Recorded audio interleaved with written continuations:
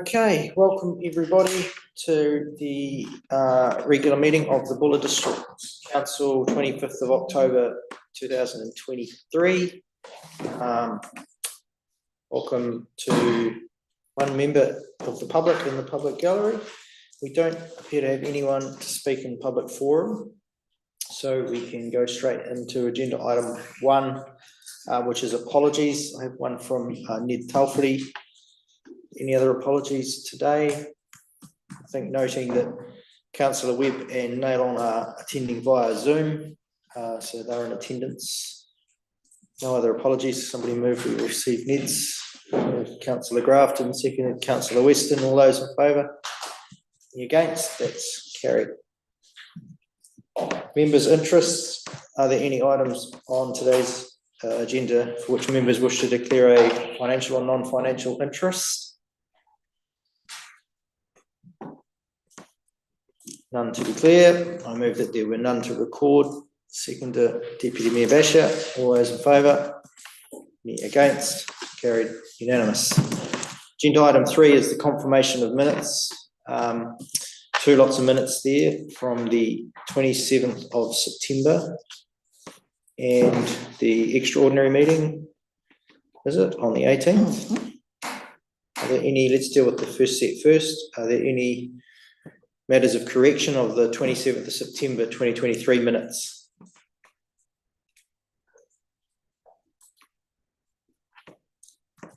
Nothing heard. We've got them as separate recommendations or not? Yes, the separate recommendations. Right. There one, that's okay. So there's nothing there. Anything for the minutes of the 18th of correction? Good job. Okay, I will move then that the council receives and confirm the minutes from the meetings of the 27th of September and the 18th of October 2023. Have a seconder? Seconded, Councillor Howard. All those in favour? Any against? Unanimous.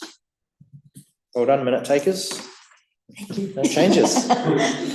Okay, the action point list, agenda item 4. Actually, just before I get into this, councillors, I'll just note that agenda item 14, which is our submission to the Environment Select Committee, the Di Rossiter, who's going to speak to that, is aiming to be here around 4.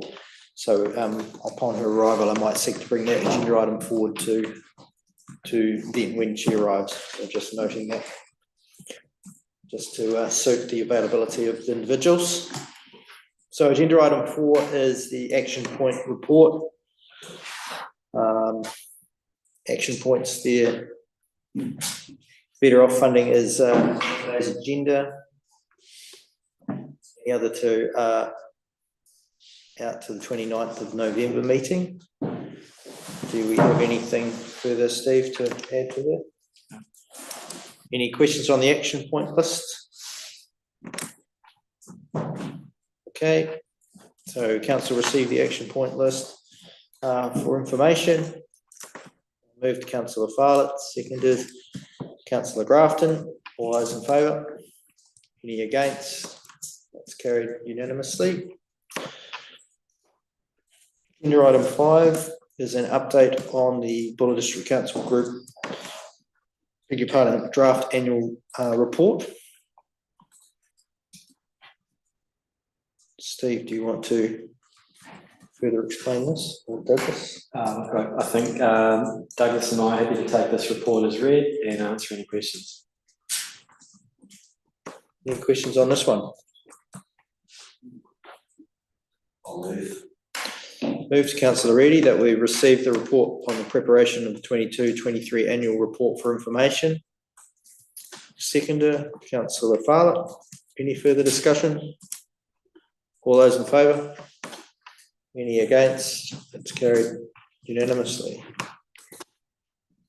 Right, agenda item 6 is Three Waters Reform Better Off Funding Allocation, 650,000 of unallocated funds. There's some recommendations there, but before we get to those, are there any questions or further discussion on this paper? Councillor Reddy. Thank you, Mr. Mayor. We've been talking about, I know if you like, in terms of the scheme of things, is probably pretty cash, but we've been talking about the outbreak of the bacteria down in Queenstown, and I saw an email coming through complaining that I know that we've only got a small amount here, but the original 650 related to, if you like, Waimea. We've now got an opportunity to put some money toward Northern Buller in terms of Wakanui, I can't remember who the third one was, but I'm just putting it out there, and they're happy to be told otherwise, but whether we should be directing any, if you like, loose change that we've got towards a priority item, being this bacteria and the water. And if we can get it done sooner than later, even if it's just a minor contribution, let's get it running now. So we're not carrying that into the, as much as possible, that is, into the 24-25 financial year. So noting the sixth part of the distribution that we were talking about is a test bore and sampling thing around non-compliant water supplies for some of those small suppliers in Northern Buller, which is looking for if there was an alternative potential supply that would be potentially more easy to comply with or treat. So there is some money going into that space and on those particular small supplies, but I guess you're suggesting we should be putting more. I'd like to suggest, I'll just put it out there on the table at the moment, that anything that we can put toward that, I mean, I know a lot of these will come back to the ratepayer eventually, but it's about priority. And I hear what you're saying, Mr. Mayor, that we've got some money going there at the moment, but we could tick more boxes, if that's the right word, and try and make that a priority. Also, as we know, the money was originally intended for, if you like, north of Powerhouse Road. So we are kind of giving that back to that, if you like, those townships. And it'd be, well, for me, Wakanui, and I'm happy to be corrected by the Northern Buller people, but we're giving this back to Wakanui, Little Wanganui. Someone remind me what the third one was, please? Waimea. Oh, Waimea, so yes, so it's going back there as well.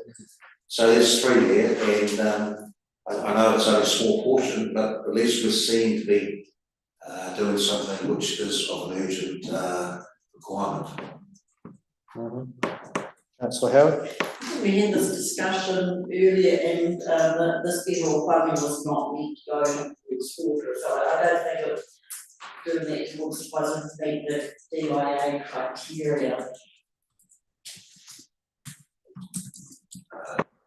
Agree on that, but happy to be guided. One sees the other ones that have been passed by DIA. I remember you, Mr. Mayor, back in the day saying that it wasn't intended to be used, money was intended to be utilised for other activity, but given the situations that we had for, say, the pump stations, water bores, and sport, we did actually bring it back, a lot of it back to like water. And the 650 we're originally looking at was for wine and water. Now there's an opportunity for us to show that it's going back to where, north of Powerhouse Road. So I just put it out there. Yeah, but that would be at the expense of the knockable pool grants. A lot of it is going to Northern Buller and other things, but not water. Yeah. I'll just move around, Tony. Councillors, O'Keefe. Chair. So just talking about that, Colin, I have asked a few questions around whether that spend is still relevant with the legislation coming in. I've had a wee chat to Steve and to Mike about this, and I still support it. I think that we need to do more investigation around their water, and I think that allocation of spend is so I'm in agreement with you as far as that spend that we've allocated, which is 50,000. That's for Little Wanganui and for Mokanui boreholes to search for different supplies to make their water supplies more resilient, which is, I think that's a smart thing. Thanks. Councillor Sampson? Oh, right, it just, there has been money spent on water already, even though it was said, but, I would like to catch up with the team sometime as to maybe looking at how we could, at a reasonable price, treat both of those so I'd go along, especially in particular Little Whanganui and Whanganui, I believe could be done fairly reasonably, and I'd go along if there was any money there to be able to use that to treat that water along the same lines as what Karamea has been done. And as you can see, it's already come through, there's 65,000 and that included tanks in Karamea for a compliant water supply. So I think with both those small supplies, I'm sure something could be done at a reasonable price. So I think something needs to happen with the team then, rather than try and come up with something that I'd say 100,000 and we could look at something, or 50, yeah, 100,000 would do both things. So in relation to this paper though, Pardon? in relation to this paper, Yeah, well, you're that's. supporting as written, or are you suggesting a reallocation with more focus I on? see very clearly where some reallocation could come from, but, yeah. We haven't really sort of, because, you know, we've got 135,000 there for Westwood Storm and Wastewater undertake the meeting works, but, yeah. Westport emergency plant supply item, and I would suggest that Westport emergency water supply could be reallocated, but as you know, I'm not for the same, and that's what I have to go before the team first to do that. And Councillor Fowler?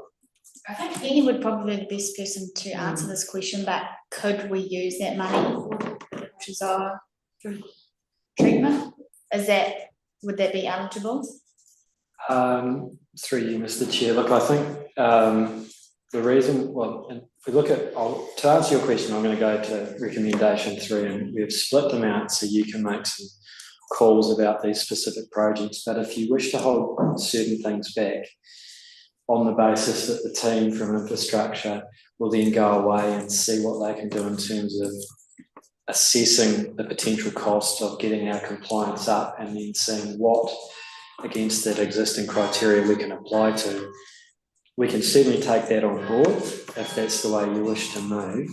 That will mean that we can hold some or all of those projects up to take that, but I haven't had a chance to talk to the team as to how long that would take and where we're at in our planning around that compliance issue. So it would be a delay at best, but you could then decide to approve some of those spends if you still wish. Okay, Deputy Mayor Basher? I'd be in favour of following through on what we actually already decided. That 650,000 has been sitting there for quite some time now, and we've had quite a lot of debate about where it's gone. And I agree with Colin, we do need to look at the water, but we need a lot of investigation before we know what we need. But these are things that we could do now, and a lot of that money is spent north of the Buller. But I also note that there was also follow up from the smoke testing, and that everyone agreed that it was really important to follow through on those leakages in Westport. So I'd be in favour of following through on what we actually agreed to in our workshop for now. Councillor Howard was next. I think the Deputy Mayor actually echoed my words, and I was going to say we've had good discussion about that and about water spend our country, and that the investigative work was the first priority.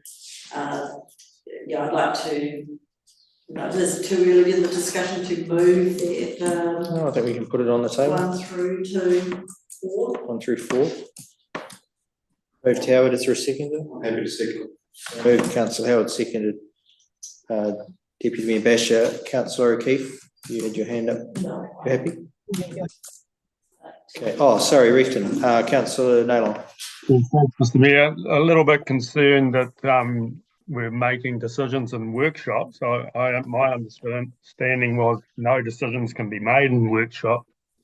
But besides that, the community, cultural and community hub, can somebody explain to me what it is and why we've got two figures, one of 150 and one of 50 in the different tables? Which amount are we looking at approving? I'll go. Yep, Councillor Howard knows. So I'm the councillor representative on that group. The idea of a cultural community hub has been around for years and years, but really came to light after the response to the flooding events, the importance of having a social support and response. And also surveys are done throughout the region post floods on the recovery. 75% of all the surveyed recipients put down that as a high priority for them. So it is following through on desires for the community. So the first lot of funding was around the feasibility study of what is the cultural community hub, what does it look like. That's gone really, really well. And so to take the next step where we can go out and look at external funding, we really need the concept plans. That will give us a package that we can look at, go out and support this. Without this body of work, it'd be really, really hard to go to like lotteries and a whole lot of other sponsors and sell get the project supported. So it's a body of work that I think is really, really necessary to bring to fruition the hub. And in saying this too, the community hub is about supporting the whole district because some of the key people around this hub are ones like home builders, running Karakateri, and they deliver services for the whole district. So it's more than just a Westport orientated. It will play a very big role, should we have like the 8 of 8. This will be all the recovery response in an event. So I think it's very, very important for the community. It's got community support and the body of people behind it is really big. We're getting expressions of interest, even things like primary health and everything like that. So it's a big body of work. I think it's got some really good capability and efficiencies, benefits for the community. Yeah, and just for clarity, Councillor Naylor, the two bits of money, the 150 is already spent. That was previously approved in the earlier approvals of money from the Better Off, and so this is a second piece of 50,000 to take it to the next stage. So building on the money already invested, if you like. That's my understanding. And it is part funding too, the lot for other funding, so it's not us sort of all around this leverage. Does that answer your question? Sort of. I'm just wondering why we need a hub when we've got a hospital that's just been built, a PHO building, a well-staffed library in Westport that's been hailed as a community hub, the theatre, the recreation centre, all Westport based. I'm pretty sure that if there's any ratepayer funding to go into it, that the outer areas will not look kindly on it, I wouldn't imagine. Any other questions? It's been moved and seconded. Is written. Okay, so I'll read them out. That one, so moved Councillor Howard, seconded Deputy Mayor Basher. 1, receive the Three Waters Reform Better Off funding allocation of 650,000 of unallocated funds report. 2, note the previously approved initiatives and initiatives that were considered but not progressed. 3, approve the following list of initiatives for the unallocated $650,000 of funding from the $3.5 million of Better Off funding package, including 1, Westport Emergency Water Supply, 2, Knockawa Swimming Pool, 3, Granity Fundraising Centre, 4, Cultural Community Hub Concept Designs, 5, the Westport Stormwater Wastewater Work, and 6, Test bore and sampling for non-compliant water supplies. And recommendation 4, delegate authority to the Chief Executive to apply to Crown Infrastructure / Department of Internal Affairs for the allocation of the 650,000 to the approved initiatives. And the amounts of those initiatives are in your report. Moved and seconded. All those in favour? Are there any against? I'm against number 4 and 3. I'm in favour of the rest. Yeah, I'm against number 4. Recommendation 4, hang on then.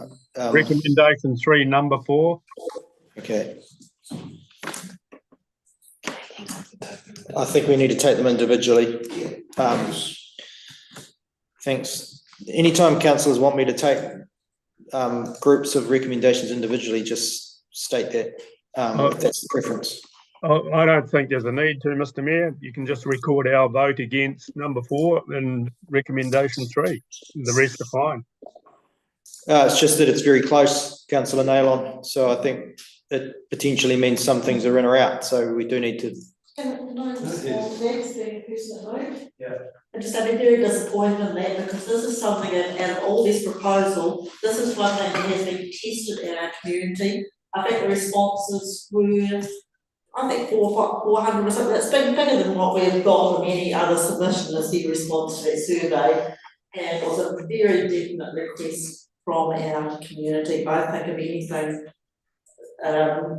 this is something we're supporting. And I'm sorry, maybe haven't explained the benefit for the wider community. Yeah, these outreach to ones like Fuller Reef into the wider community, they are providers, and it's just going to be so, the idea of having all this one talk about administration and the savings and cost of the community and the capability that it's going to be able to deliver. We're all talking about property rationalisation and doing things better. This is basically every social We were voting, Mr. Mayor. together to deliver something more effectively for the community. Okay. All right, we'll go back to the top. So to receive the Three Waters Reform Better Off funding allocation of 650,000 of unallocated funds report. All those in favour? Any against? That's unanimous. 2, note the previously approved initiatives and initiatives that were considered but not progressed. All those in favour? Any against? That one's unanimous. 3, approve the following list of initiatives for the unallocated 650,000 of funding from the $3.5 million of Better Off funding package, including, now just get some advice here. Do we have to take these one by one? On the basis that you've got someone who wishes to rule or to vote against one of the options, I recommend that we do it that way. Okay. So that we can then properly record the decisions made of this. Yeah, I think so. Council. Okay. That was my feeling, but just the way it's written, that makes it harder to do. It's just going to take a minute to. Yeah, okay. So this is recommendation 3. The first one, Westport Emergency Water Supply. All those in favour? 2, 3, 4, 5. Any against? Please. Okay, that one is carried. How many against? 2. Councillor 1, 2, Reedy now 3. recorded. And Councillor Fallett and Councillor Naylon. No. No. Fallett and Reedy against. So that one's, and Sampson. So that one's carried. And Sampson against, sorry. Yep. So it's carried. Knockawa Swimming Pool. All those in favour? Any against? Councillor Fallett against. That one's carried. Granity Fundraising Centre. All those in favour? Any against? Councillor Fallett. Cultural and Community Hub Concept Designs. All those in favour? 2, 3, 4, 5, 6. Any against? 2, 3, 4, 5. The motion is carried. You don't need everyone's names. No, do you? only if people ask for it, yeah. Cool. I'll Westport. have mine recorded, thanks. May 12. So record Nailon, Webb and Reedy and Sampson. But that motion was carried. Okay, Westport Stormwater Wastewater Works, all those in favour? Any against? And call it, please. One against, the motion is carried. And the final one, test bore and sampling for non-compliant water supplies. All those in favour?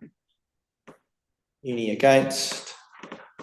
Just Councillor Nailon against. All, that one's carried. So all resolutions were carried. For delegated authority of the Chief Executive to apply to the Crown Infrastructure Department of Internal Affairs for the allocation of the 650,000 for the approved initiatives. All those in favour? Any against? That one's carried unanimously. Thank you, councillors. I hope that you are satisfied with how we handled that in the end. Right, we move on to agenda item 7, which is the Paparoa Way lease agreement and property management proposal. Steve, do you want to talk to this straight on? Thank you, Mr. Chair. No, look, I'm happy to take this report as read and happy to answer any questions. Just an apology from Penny that she couldn't be here today to help me answer those questions, but I will endeavour to answer what I can. Thank you. Councillor Grafton. Just I suppose on the first one, where's the difference of the 12 to 20 houses? The two missing, what are they being used? Yeah, so the TAS have kept 8 houses, 6 are tenanted and 2 are retained for emergency requirements. At this stage, it's not clear whether they'll continue to keep those 2 or whether they will end up with BDC, but at the moment they are retained for emergency requirements. Okay, that makes sense. Councillor Regan. Thank you, Mr. Mayor. I sent an email out and I don't have it here at the moment. One was to do with the account. Another one was to do with is it going to be an answer to that or? I'm happy to work through those questions, Councillor. Another one was to do with the.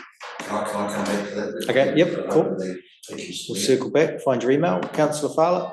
Will BDC have any input into who is placed in the houses, or it gets put with the property management and that's the end of it? The intent would be that that is left with the property management company. That's part of the agreement we would establish with them. Deputy Mayor. So, and who was the rent setter for those properties? It be set through market and it would be set through the property management company in conjunction with our team, obviously. Deputy Mayor. That's one thing. So I'm assuming by taking over this thing, there's a return for the council. And so, yeah, because it is an additional work for the council. $159,000 benefit to council on a financial basis.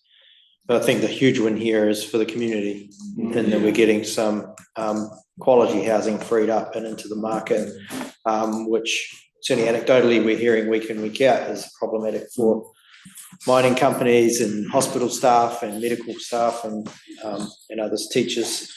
So I think it's actually quite a sign of pretty goodwill from the Crown to give that to us for a dollar. If I can add to that point, that is one of the basis of this proposal is that the current requirements for the TAS housing is quite restricted. And that's why we've got a number that are vacant. This approach will see that the houses and the criteria to fill them become more flexible. Councillor Fowler. I guess just further to that, obviously the government didn't come to Westport and say, hey, have these houses. Obviously someone's been working on this behind the scenes, so really good credit to them because it's a huge thing for the community. It's something that the team, Steve and Penny and the team have been working on. In fact, started actually when Rachel Taumara was acting CEO. It's been quite a long conversation, and to be fair to the TAS officials, I understand that they were largely hamstrung by their own legislation that they were forced to operate under, and the willingness has always been there. It was around figuring out how they could achieve that within the mandate that they had in ministerial approvals and what have you. So to finally get it to this point, I think is really positive. Councillor Howard and then. Yeah, really good to see there's been a work in progress. There was just a couple of comments, one I'm not necessarily in favour that the income that we'll have from it should go into senior housing, because the policy in the past has been that senior housing treated as a closed account. So I'm not in favour of that comment, or it needs further looked into. I'm just wondering if there's opportunity of oversight maybe. Like we've got this senior housing working group. I wonder if there's any advantage of them that should just become a housing. I know this will be pretty self-managing, but if there's issues that come up, maybe it's worth looking at all the houses that we hold as a portfolio to have Betsy under the working group. Then it can report or make recommendations back to council, which might be for oversight. But that would need probably discussion along with the project management group. Just an opportunity. And the other thing I noted down was like an insurance. I'm just wondering if insurance on those houses need to be treated a little bit different. Do we actually want $25,000 excess on those? Should they be a standalone, maybe cover just a thought? That's good. Can I pass to you? I'll have a look at that excess at the moment, just trying to make sure we can get insurance cover for all barrels, because there should be no issue hopefully with that, but just make a obviously decision out here to finalise what we're doing. So I'll have a look at that excess issue, but that will also push the premium up as well, so we just need to manage our expectation on both sides. I'll go to Councillor Graft and then we'll circle back to you, Councillor Eddy. So just, where are we with the rest of the houses? Are they going to come up for Stafford Street, Queen Street? The houses on Queen Street will be sublet by TAS to Consultation. It's not possible for us to take that same approach at Paparoa Way because there's a different ground lease arrangement there and there's different conditions to those houses compared to the ones in Westport town itself. So there's Stafford as well as. Councillor Eddy. Thank you, Mr. Mayor. And through the chair. So obviously I've just started, one of the questions was why is KO not being approached? You've kind of given me an answer, but is that because the area in Paparoa Road was not subdivided? With no subdivision, why is it that KO cannot take those over? It's agreed that I guess those houses wouldn't be used for social housing, and that's one of the conditions with the TAS housing. And I'm just looking at my advice here, and the ground release doesn't allow for that. So there's a couple of things that have prevented that same arrangement with Consultation up in Paparoa Way. So council, I can further add to that. So council at the time had quite a lot of concern from neighbours up there around what the eventual use of the property would be, and around limitations on whether or not they would become social housing. And so it was made quite clear at the time that that wasn't the intention of council, and it would be a decision of council sometime in the future if that was to change, but that wasn't our intent.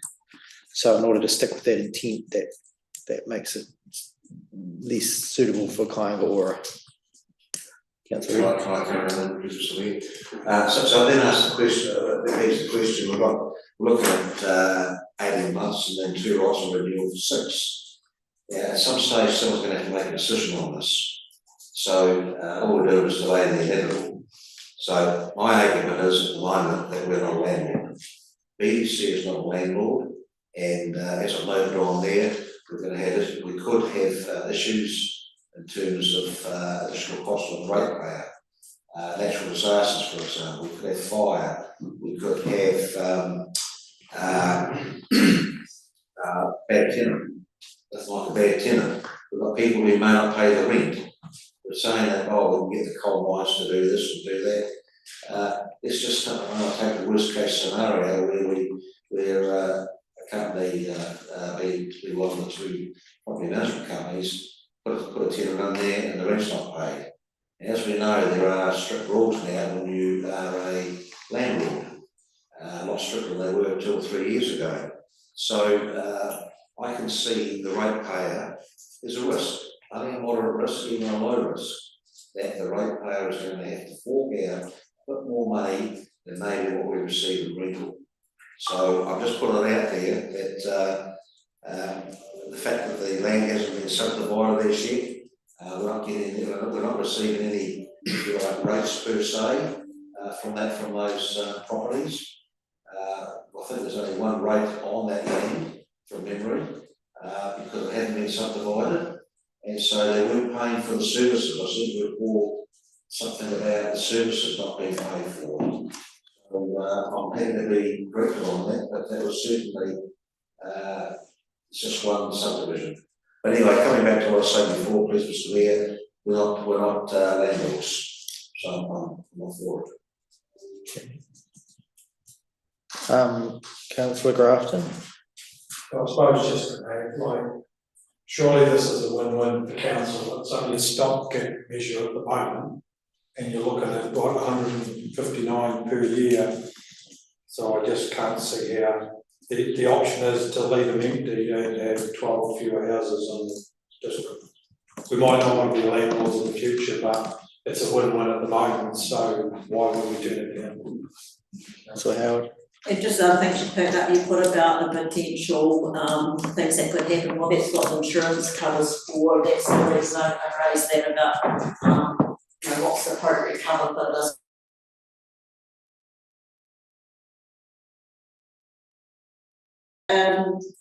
As we said, we're not looking at social housing, and we're putting in with a property management firm. They are going to do all their checks behind tenants. I think it's a very low risk, and that's where we would go out to the, you know, clean out the market to see what each property management are offering, which will be an operational decision. But that's you know, they manage their properties up to their performance, and they will be, as they do with every other house that they manage, they do that through checks and property inspections. And, in terms of the broader package, if you put that into perspective, what we've got here is the Crown have come in and have borrowed a section of land from council that was otherwise a rural paddock. They've fully funded and serviced 20 houses, and they've put a road into that. Then they've gifted forever all of the in-ground services and the road back to council. And now they're gifting for $1 the use of 12 of the houses to council for the next 18 months, whilst they determine potentially some form of divestment to the community or first home buyers or to council or whatever in the coming 18 months. So it's a fairly compelling package, I would think, for that from a council point of view in the big picture. Councillor Naylor. Thanks, Mr. Mayor. You mentioned before, you know, the shortage for health workers, education and mining, etc. At the RSLG yesterday, we learned that the biggest barrier to getting people into health on the West Coast is lack of accommodation. So I'd like to suggest that we actually tag some of those properties for health workers, especially doctors and nurses. You know, the health system in the Buller is diabolical at the moment. And what we're being told is that it's simply all put down to a lack of staff. Fine to get the staff, but if we can't house them, we can't bring them into the Buller. So I'd like to see some of those properties tagged for health workers. Just Councillor Sampson. I'd just like to move recommendations. I just I want to flesh out on Councillor Naylon's point. So around the property management company and determining criteria or whatever. So are we literally not proposing to give them any writing instructions, or will there be a criteria set along the lines of what Councillor Naylon suggested as one example, or not? Because it seems it's a really, I guess it's a really great point raised by the councillor, and it would certainly require us to with the preferred property management company, discuss with them about how we might, tag might be the wrong word, but how we might market in the right areas for the health sector. I need to probably seek a little bit of advice about what our responsibilities would be around how we tag some of those houses, and we'd need to certainly work with TAS just to make sure that that approach is acceptable. But yeah, look, I think it's not a bad idea. Certainly it is a significant gap in our workforce, and if we can do anything to improve that, that will certainly help our wider community. Douglas, anything else to add? Yeah, we just going for the rate question that council already asked, was the question, but because we, with the multiples of the wastewater, so all the way we use the differentials, even though it's only one rating, we're actually rating for those multiples, not perhaps as much as maybe we'd like to with an individual connection, but we are doing everything we can under the current arrangements and subdivision itself, the house doesn't hold us back from the rating there. We've also been, this is a third point, being conservative with our rental income. So we've taken on board that, yes, we might have issues with some tenancies out of there. And I think the key point, which has been talked to in the council, that is going to reinforce it, we're using a property management company to fill in the gap, which is correct, is not great. We don't have expertise in house of great knowledge on residential units, apart from the second housing issue, so we subset we've de-risked ourselves as much as we can in this region. Councillor Naylon, I'd just give you a heads up. I'd invite you to consider, do you want to add an additional recommendation to that effect, or are you comfortable that staff have heard that and will kind of explore ways to incorporate that into the negotiations with the property managers? Happy with that approach, Mr. Mayor, because I'm not sure what the criteria is from TAS about how we can do this. So I'm happy to leave it to staff. They've heard our concerns. Because I suspect there's probably some statutory obligations around who you can choose to exclude or not. Yeah, it's got to be a slippery slope. Who did you have something, Councillor Fowler? Yeah, I agree with Councillor Naylon that it would be ideal to attract those particular people, but I think in a way the property management company do that in themselves. They're generally seen as good tenants, and so if you let the market dictate who's in the houses, I think it probably will work out. And we don't want to run the risk of having too many restrictions and the houses are empty again, like they have been. So it's better to have someone in it than help with yeah, cool. Okay, so 1 through 4 has been moved by Councillor Sampson. Is there a seconder that wants to second? Seconded Councillor O'Keefe. So that is one that council receives the Paparoa Way lease agreement and property management proposal report. 2, approve the signing of a lease agreement from the Crown to sublet 12 houses at Paparoa Way and the additional 6 houses as and when they become vacant and are released from the temporary accommodation service. 3, delegate authority to the Chief Executive Officer to engage a property management company to manage the houses for the duration of the lease agreement.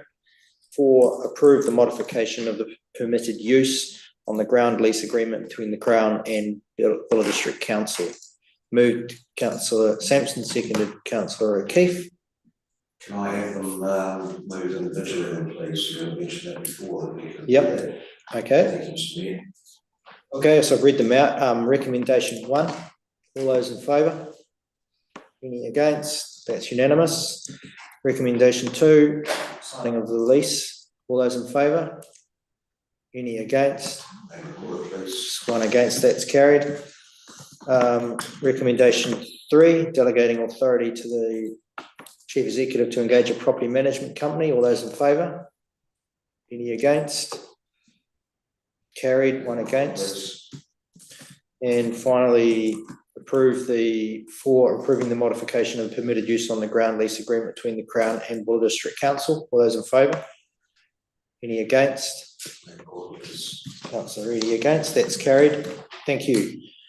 Right, I note that Di Rossiter has joined us, so I will seek to move agenda item number 14 up to be discussed now. Need to move and second that? Probably not. Procedurally, that's cool. So if we will turn to agenda item 14, which is, beg your pardon? 210. Now this is the College Council submission to the Environment Select Committee inquiry into community-led retreat and adaptation funding. There's been a few questions floating around. Do you want to? Or yeah, thank you, Councillor, and I'll invite Di to come up to the table and speak to the draft submission and to answer any questions. Staff have, I guess, through with Di's support, have looked at this submission, and we've also provided you the full range of the 43 questions. We've provided a submission where we've answered 23 of those on the basis of our level of confidence and understanding, but we're very happy if you want to raise any of those other 20 questions that are contained within the submission consultation material that we can discuss today, and you can, through your resolution, agree to add any further items to this draft submission. Noting we do have until the 1st of November to submit this. So I will leave it now to Di to say any general comments, and then we'll open it up to any specific questions you have about our draft submission or any questions that we have not answered. Thank you. Thanks, Steve. Good afternoon, everyone. I will take the reports as read, but I thought just because no doubt you've got quite a stacked agenda, just to go through the report summary with you, if that's appropriate. As was discussed just previously, Parliament's Environment Select Committee has opened an inquiry into options for community-led retreat and adaptation funding. The committee's inquiry into climate adaptation is exploring how Aotearoa New Zealand could enable communities to relocate from areas at high risk from climate change, including before a disaster happens.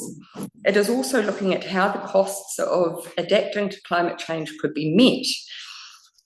This inquiry provides Council with the opportunity to share its highly relevant experience regarding complex post-disaster adaptation planning and highlight the need for an equitable adaptation and retreat funding model. As indicated, the inquiry is open until the 1st of November. I believe Council has significant interest in the outcomes of the inquiry, and as the local authority for one of only a handful of districts facing post-disaster adaptation, believe it holds valuable information to support the process. The themes in Council submission that has been pulled together and is in front of you here can be summarised with the following bullet points that I'll just read out for you now. The first bullet point regards the district's unique vulnerability, which is based on the extent of current hazard exposure and vulnerability, the district's wellbeing and mental health profile, the district's community demographics, including its socio-economic deprivation profile, its local economy and uncertain futures across multiple traditional sectors, and also capacity constraints across the district. The second bullet point, the challenges the district faces speak to the critical importance of proactive adaptation wherever this is possible. So this is not waiting for disaster to strike, because we've obviously all seen how traumatic that is for communities. Thirdly, the need for an enduring system with standardised methodologies and a combination of voluntary and mandatory mechanisms that enable retreat proactively before a disaster. Next, the urgent need for clarity and certainty regarding equitable and achievable adaptation funding models and the mechanisms available to support local government decision-making, particularly in highly vulnerable communities and districts. The importance of psychosocial support for vulnerable communities, both post-disaster and also during adaptation and retreat planning processes. The risk that decision makers, i.e. council, may be unwilling to shoulder the heavy burden of adaptation and retreat decision making if it exposes them to liability. This may result in unintended and suboptimal consequences, including failure to decide or placing too much weight on the desire to avoid litigation. And finally, small councils, such as the Buller District Council, can be disadvantaged due to size and limited income streams. And it is essential to achieving an equitable adaptation process that these disadvantages are made clear and understood. So that summarises in essence the submission that you have before you. As indicated, we have not addressed every question that was posed within the issues and options paper presented by the Ministry for the Environment. Very happy, obviously, to include additional answers or comments, and would welcome discussion around that now. Thanks, Ty. Councillor King.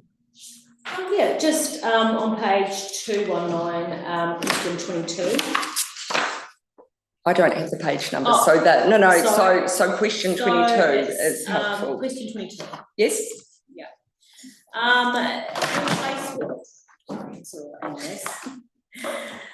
Who do you think should make decisions about the adaptation pathway we choose and why?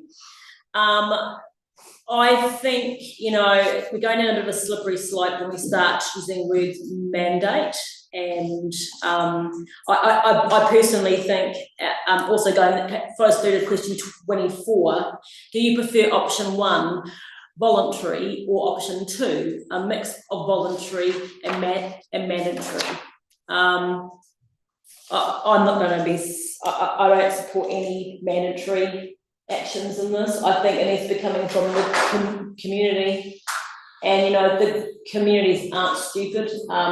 It's their right to tell us what they can and can't tolerate, and I won't be part of any mandatory actions, so I don't support that part of the draft. Sorry. That's okay. Yeah. Councillor Crafton. Exposed to that question, I'd be the exact opposite, because you see all around the world where people should evacuate and they decide, no, they're not leaving, or a disaster or anything like that, and you lose hundreds of thousands of people because they've decided for themselves. When it becomes mandatory, that it's for the better of the whole community. Okay. This is managed retreat. This is not an emergency scenario. This is an action that's going to take years to come to conclusions. There's no actual silver bullet, and I'm completely aware of it. But it should be what the community wants to do, the people that own the houses and live in it. It's not for us to come in and start telling them that they have to do. Through the chair, team. Sorry. Yeah. Yeah, they are slightly different things. I think, yeah, maybe potentially people are reading too much into the word mandatory. I think the risk here is if you're wearing your councillor regulator hat, then council's regulator hat, then there arguably will be times when a piece of land, for instance, is deemed unsuitable for certain use, and that is effectively mandatory through things like district plans, hazard overlays, which does have restrictions in law on what people can or can't do. So there is one thing around people choosing to heed advice, and there is another thing around, you know, the ability for a council from a regulatory point of view, or government, whoever ends up being the decision-making body on this stuff, that may well deem parcels of land are no longer serviced or will no longer issue building consents on, or, you know, the like, which, you know what I'm saying? Yeah. Really, Chair, I suppose it's how that word mandatory plays out, whether someone's living in the house at the time and they are forced out of their homes, or I understand the TTPP, I understand with hazard mapping, I understand. I think really it's, you know, it's gonna take a long time, and it has to be coming from the people that live in these areas.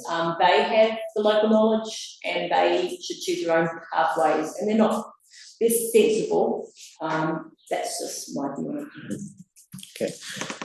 Councillor Howard? I just think your notes, I think you make a very, very good point that this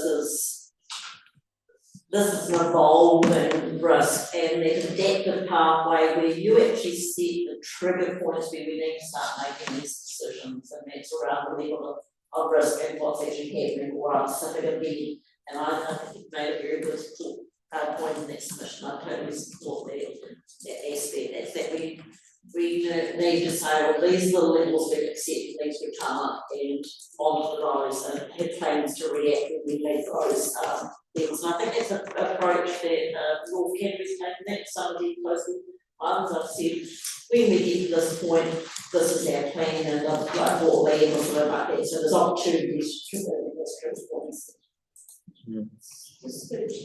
Are you saying, is the public saying that, or is it council saying A discussion with the community, it's understanding the risk, and so all these things we drill pathway. But at some stage, you may not be able to provide council services, you know, at a certain point, it's not going to be viable. So dynamic adaptive pathway planning typically involves a mixture, well, this is my understanding, and you'll probably be able to speak to it, but it's a mixture of the science and then a discussion with the community around appetite for risk. And so what Councillor Howard, I think, is talking about is at some point, I think the example might be in, was it not Waikari? What is it somewhere? The North Canterbury coastal settlement. Amberley. And they've, Amberley Beach, is it, or something? Yeah. They've effectively had that as a community, slightly different because I think it is a bit more of a batch seaside sort of thing. But they've agreed with a mutual discussion that what level of risk they have and at what point, trigger point, they will look to retreat, and they've agreed some kind of forward payment arrangement that's helping fund some additional land somewhere that they'll eventually move to. So from the community. Yes. That's Yeah. from the community. Yeah. And so that is the example of the presentation we had in a workshop from Tom Logan and his team around those first conversations with communities coming up soon around that, and building that picture and understanding of the risk, and to a certain degree the work council's trying to do in the master planning exercise for less risk prone land for West Borders, around when that conversation comes, you've actually done some planning that gives them some options. So any other questions on the questions that have been answered, and then we'll just go if there's any others that people want answered in terms of the thing, in terms of the feedback they've asked for. Councillor Reedy. Thank you, Mr. Mayor, and through the chair. As far as the report's concerned, I had yes, no argument there. You've seen my email. Yes. So there were more questions as to why, and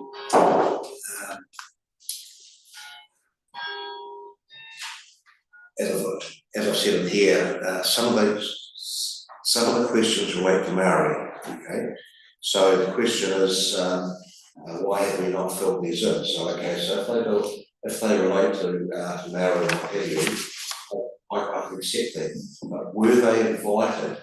Did we invite Maori into this, i.e. Ned or Francois, to at least partake, say yes or no? It's a question I've got, were they asked? That's a good question. No, they were not. Okay, done. Yep. The other ones I've been to know, I've grouped them. Risk assessment. I just heard Joe mention about risk, but we don't seem to have really looked at the questions relating to risk assessment of that. So I know we've got an answer in some, but I'm looking at 13, 15, 17 that we're asking for looking for a response.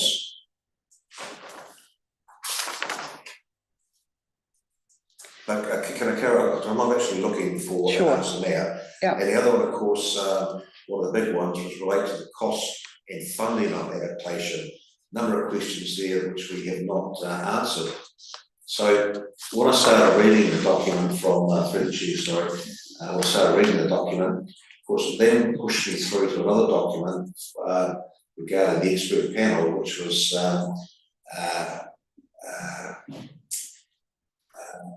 can't remember his name there, Arnold, Casey there, and Sean Lyce. They both produced this paper with a number of experts. So I then started reading it, of course, but we've only got a week to go. So it's very difficult for me to ask or offer any answers to or ask why we're not answering these questions. As I said before, I'm happy with what we've done. What I'm not happy with is that it's only, if you like, almost 50%, just over 50% answered. And being a district which has gone through some fairly lengthy disasters, if you like, when you look at Gabriel, for example, it was only this year. We've been hanging around there for 2 years, mentally, physically, and we're just not providing some answers, I believe, that we could have answered. Now, it comes back now to me saying, well, with a week to go, it's going to be there by the 1st of November, we don't really have time to have meaningful answers to these questions. I'll be able, because they are, we need to think about them. And we don't have the time now, I believe, to give some special thought to these questions. And it comes back to what I was thinking before about, well, why are we getting this now 1 week before the submission is due? Why could we, the papers came out late August, so essentially from the environment and the expert panel about the last week of August.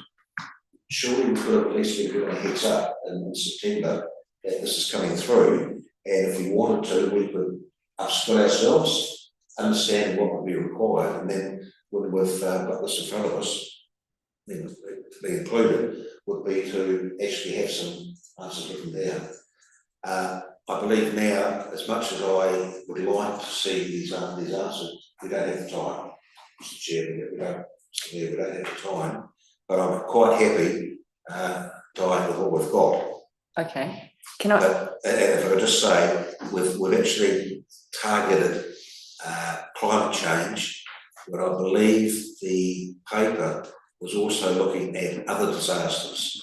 And I mentioned in my email here, AFA, it's a big talk at the moment. Now I know France Joseph, for example, is built on a fault line, so they have more interest in that, but we just had a shake the other night. Now we could have shaken a bit longer than that. It was in Arthur's Pass. That could have been quite serious, could have been. And we've got no plan for that. We're just focused on climate change and what we've experienced. So, and this sort of comes back to that question I've got there, question 20. We're only referencing back to climate change if the question asked about a different disaster. We haven't asked that what would do for a different disaster. We're just focused on climate, that's all. But time's of the essence, and I agree we're going to have to go with what we've got. I'm sorry, Mr. Mayor, I've taken up the time. I just feel that we as a district could have put more into it than what we have. And that's nothing against Di and staff, please. Yeah. Yeah, look, thank you, Councillor, thank you for sending your questions through earlier. We certainly are keeping an eye out for a range of these opportunities to submit to central government. This opportunity, I think we identified late September. And based on current workloads, that was one of the driving factors to restricting both the range and the nature of the questions that we could answer. And I will take accountability for restricting where Di answered, because I wanted to make sure we could give you enough time with the draft that we came up with. So we'll note that we didn't give you a heads up, but we're working on this from probably about late September. And I think and to the credit of the team and Di in particular, who pulled this together, I think the responses we have provided are are strong, and we're seeking your direction today as to are there any gaps. We still do have a week to resolve any of those others. We just don't have a mechanism unless you would seek or allow us to do a retrospective approval of a submission. But we've got a submission in front of you today that I think is covers the key points that we can. Councillor Reedy? May I move 1 and 2 then, please? I'm relaxed, right? Thank you. Throughout the Thank you. Just picking up on your point, though, I think one of the things we did get out of our workshop with Tom and it was the multi-hazard risk. And I know I kind of agree that we're talking about the real slow burn, well, potentially slower burn, climate change adaptation stuff, but there's always, I think there's, without wanting to catastrophize it, there's an element of a lot more, there could be a lot more urgency to this any day, that there's an event triggered another, be it another flood or be it an earthquake, that would perhaps hasten the need for this work. And that may be something you could thread in quite easily into some of the answers. You're talking specifically AF8, or are you saying just the urgency around all of the whole natural hazard profile? I think it's multi-hazard risk across the district, isn't it? So it's different things that, like the need for some communities to adapt in the event of a heavy rain event in Northern Buller that created some landslides we weren't necessarily hoping would come to fruition anytime soon. All of a sudden means there's a whole lot of people that might need to move sooner than later, or AF8 might generate liquefaction in Westport. That means, you've sort of got a 3-week turnaround to figure out where they should start rebuilding their houses. I think some of that is referenced just in the introductory section on page 2. Tom provided some statements around the hazard profile. So he talked about earthquake events and subsequent liquefaction would exacerbate exposure in many cases. So he does go on and talk about, liquefaction, I mean, I can play with that if you don't think that adequately addresses the multi-hazard.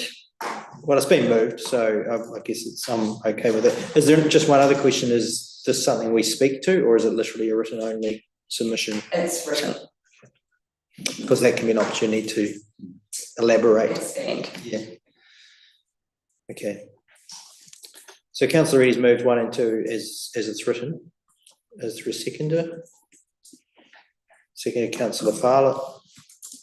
Any other discussion on that? So this is that council received the report, Buller District Council submission to the Environment Select Committee inquiry into community retreat and adaptation funding. 2, that the council reviews and approves the draft Buller District Council submission to the Environment Select Committee inquiry. Moved Councillor Reedy, seconded Councillor Fowler. Sorry. Open it for the last questions. So I support adaptation planning, and I think we do need to start working with our communities, and it's a big issue. There's no question there. I just don't support question 22 to a certain respect, just using the word mandatory, and 24 as such, council prefers an approach comprising both of voluntary and mandatory mechanisms. But other than that, this is that is a bit down, I don't know. Shelve that somewhere? Yep. Councillor Reedy. Thank you, Mr. Lee. I'd just like to, as we go through this, thank the staff and Di for this paper, because it's quite complex. And I've gone forward, I agree with what I hear what Tony's saying. There are some words that may seem out of place. But in the whole context, there's probably a lot of things we could change potentially, but we haven't. We've got a week. I might be seen as if I'm rushing it, but I'm happy to leave it as it is. Yep. We go through, please can we have recorded that thank you to the staff for everything involved. Cool. Thank you. Okay, all those in favour? Any against? Carried unanimous. Oh, sorry, Tony, how did you vote? Abstain, no abstain. Cool. So the motion's carried. Thank you, Di. Right, I see we've got our harbour master here, is he in public excluded? Okay, so he's to that anyway. Right, we go back now, councillors. Any break? Sorry, Mr. Mayor, I thought we just finished on that. I was going to ask for a 5 minute break. No, we're back to number 8. Yeah. Come on. Just go for your life, yeah. Take your time. I want to rush things. Agenda item 8, speed management plan consideration for consultation.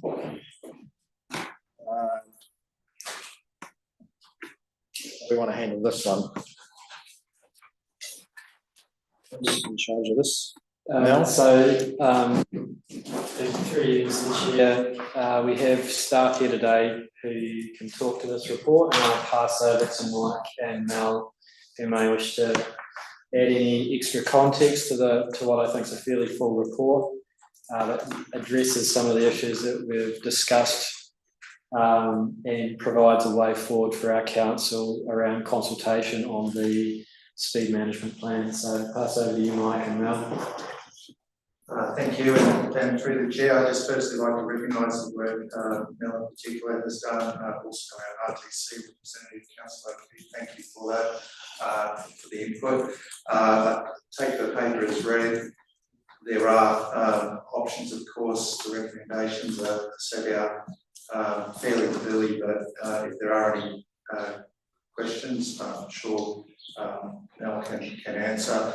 I would just also like to note with the new government, obviously some of the speed management policy may change. That's something to note, but in effect and under the current transport rule, in any case, I still feel that the recommendations hold, and perhaps Mel can expand further on that if there are questions. Thank you. Thank you. Any questions, stars? Councillor Howard? It's just a little bit confused. And I read through the rule and I thought there was a little bit of interpretation there, but I thought under that presentation on the direction on speed, we didn't really have to do minimum option. I really like what's been put together for our district management plan. I think it hits it pretty much on the nail, except one little thing, I thought Princess Street and Charleston should have been on it because that was identified. But other than that, I thought it was pretty spot on what you put in there. But even the do minimum goes further than that, and I just don't think that necessarily got community support. But have we really got the option of just sticking with what we've got in our own management plan? Comments? Through the chair, firstly, we can put Charleston in there. The do minimum is a requirement to minimum is to do the schools. We added in some higher priority roads that, in my understanding, has been repeat feedback in the past through various means that those speeds on those roads could be considered to be reduced, so taking the opportunity to include those. What we haven't done is look at wholesale, the minimum option just covers those two things, the schools and the high priority roads. The do most option is where we initially looked at wholesale changes to the speed throughout the towns and other areas, and that's not a recommendation, it's just to do. I think for the clarification, because reading that I thought it was a progression of work, so I want to start in the schools, then go to the high priority, but still lead to us having to do that. It doesn't lead us on to that next year. And sorry if I could just add through the chair, and the do minimum option also tries to preempt, well, to try to preempt and has done the election result.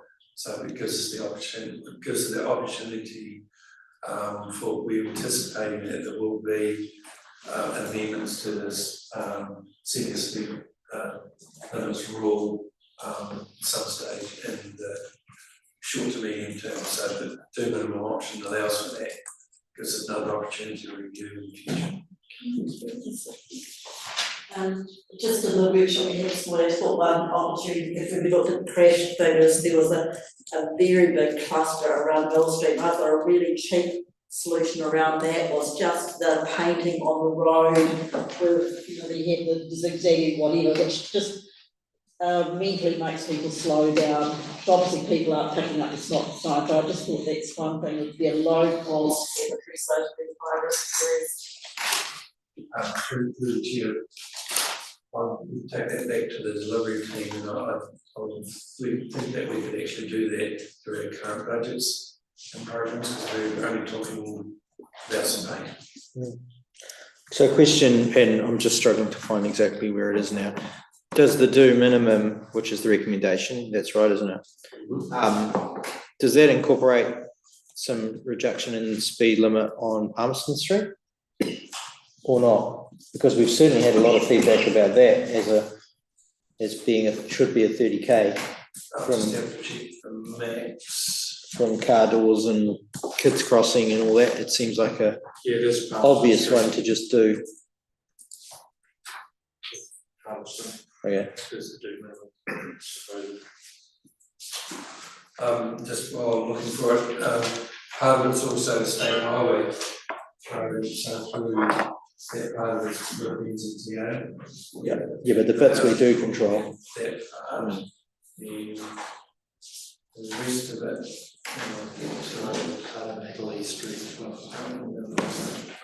Because I would think Palmerston and then the first block back from it, side streets with the angle parking, like it seems a no-brainer, they'd be 30k. They probably are in practice anyway, but just, sorry to interrupt, worship, page 99. That's the page, and the answer is yes, we're looking at proposed 30k use Palmerston Street up to the period. yeah, thank you.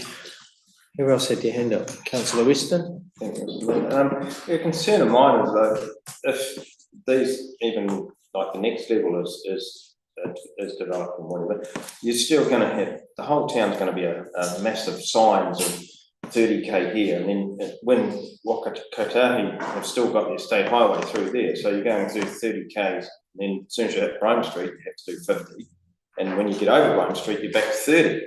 Like the whole, stop signs, give way signs, state highway signs, and all that sort of thing, it's just going to be an absolute nightmare and a big cost. Through the chair again, the proposal was not to go that far at this stage, it's just to look at the schools and some bike roads. But I take the point is that there will be an increase in signs.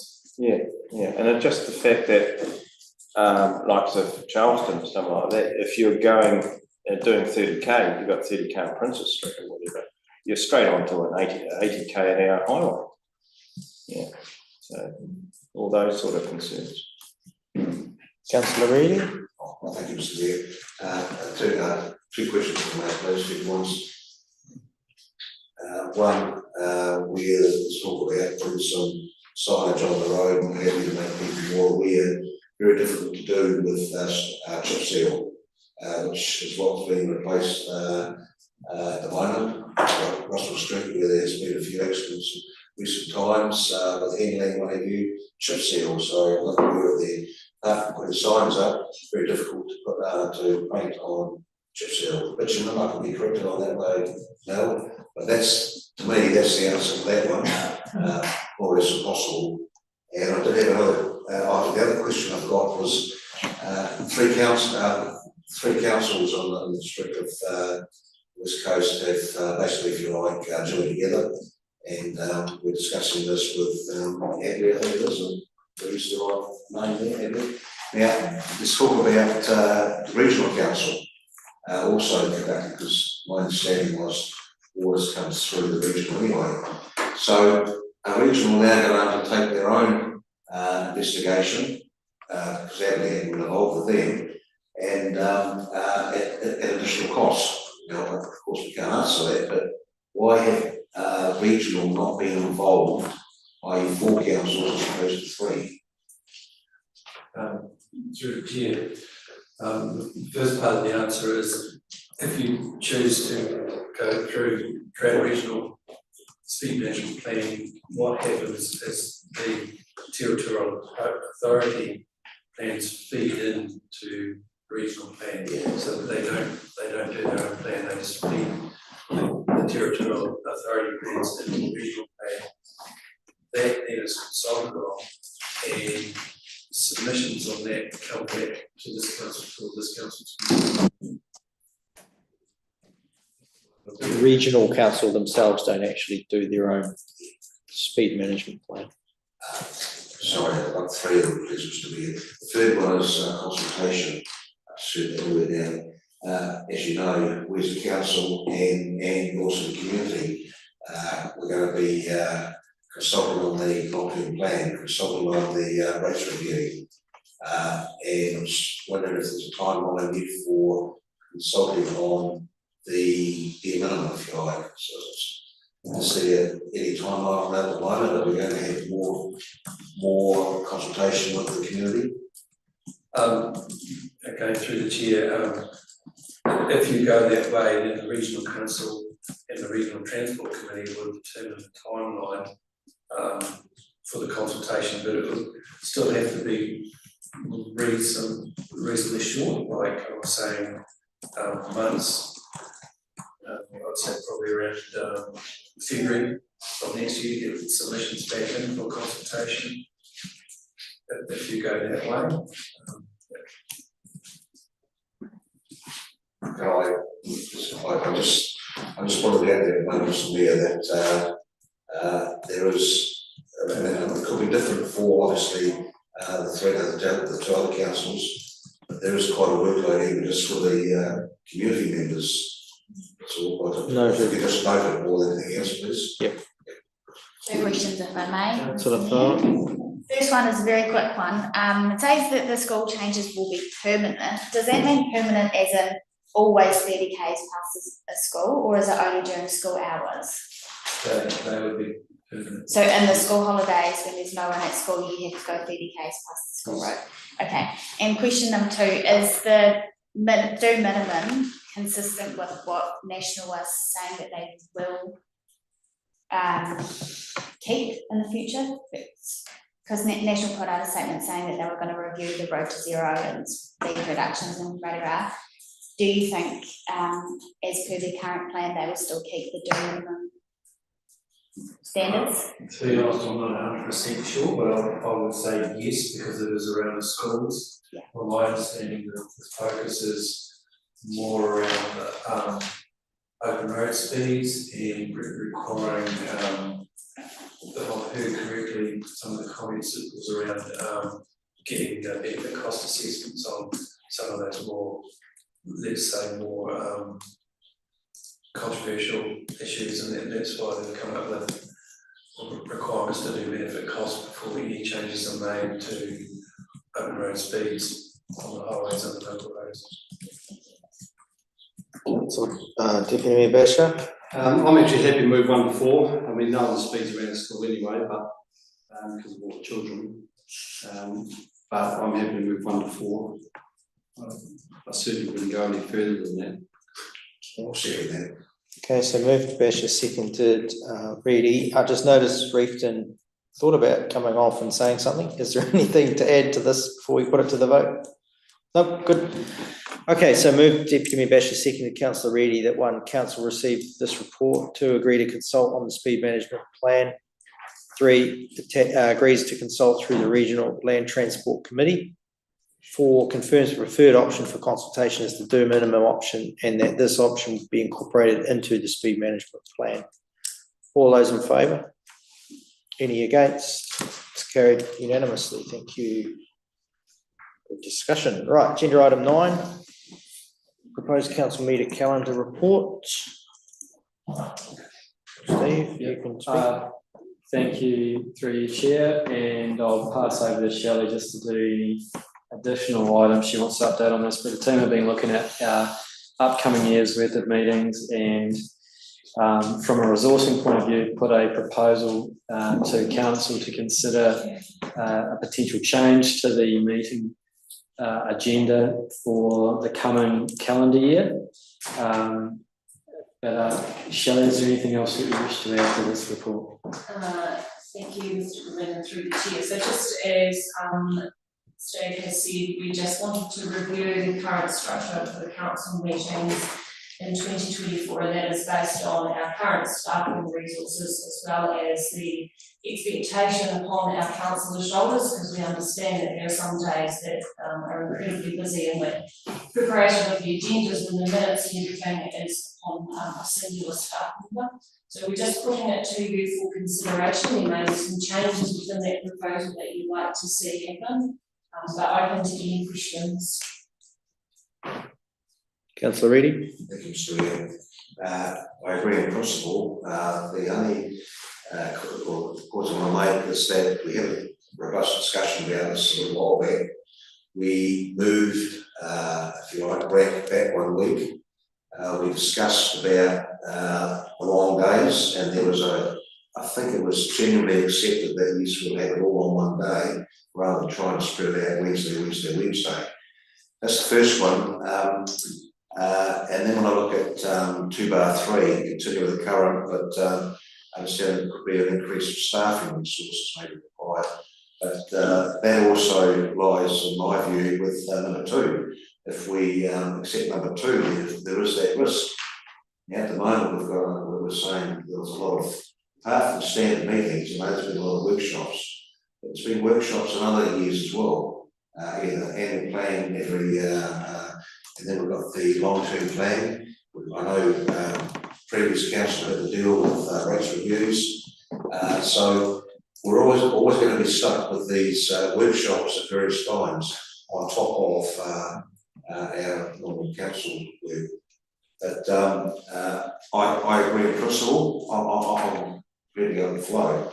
I'm just a bit concerned that number 3, 2/3, has that risk associated with it, but yet number 2 doesn't have that risk. That's all I'm saying. See. Yeah, thank you. Thank you, Councillor. I think that's a valid question. I think when we considered option, the 2/2, which is basically essentially adopting the same approach to our meetings as we do this year, and setting that up, one of the things that we have identified is that we can manage this. Sorry, we're struggling to manage this with the existing staff resource we've got, and that was maybe something we didn't necessarily take into full account when we provided the current proposal, and we're seeing the impact now. The workshops carry some degree of administrative load, but the back-to-back formal council meetings with the minutes and the timeframes required to produce those papers in time, that's where I think we're seeing that if we can get a little bit more separation from some of those key meetings, then that provides us that extra flexibility in our staff and resource we have at the moment. So, Councillor Webb. I just looking at the calendar just in terms of the ICB meeting. Usually if there's a public holiday on the Monday, we don't have an ICB meeting on the Tuesday. So I'd like to see the June meeting pushed out a week and the May meeting back in April in the second week.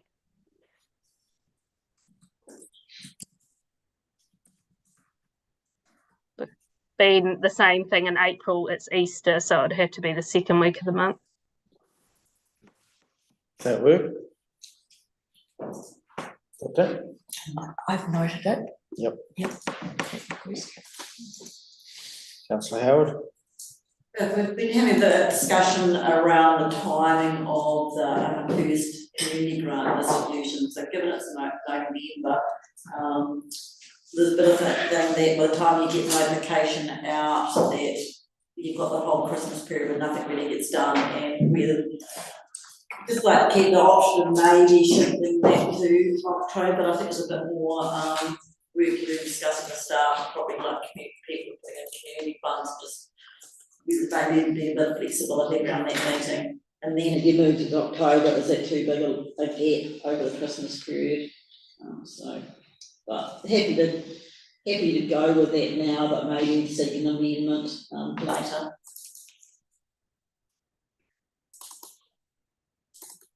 Okay, any other comment? Councillor Nayland? Yep, thanks, Mr. Mayor.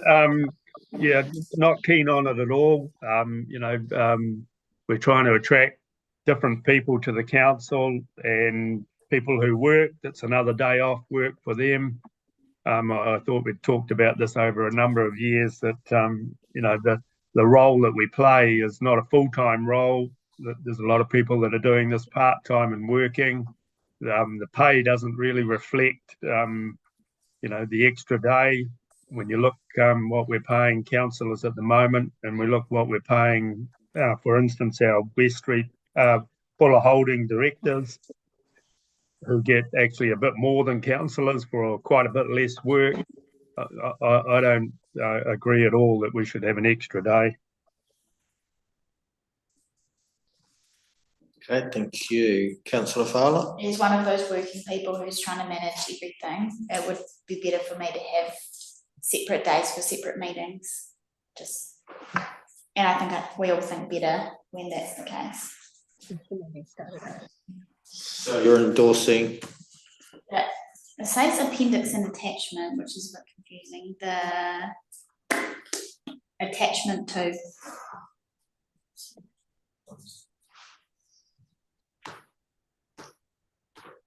Trying to see the difference in the two. Okay, so someone knows. Any other comments? Councillor Weston? Thank you, Mr. Mayor. I totally agree with Councillor Nayland on that respect. On the less Wednesdays I've got off as a working person, full-time working person, the less Wednesdays I've got off, the better. So I'm not after more Wednesdays. Okay, Councillor Webb and then Reddy.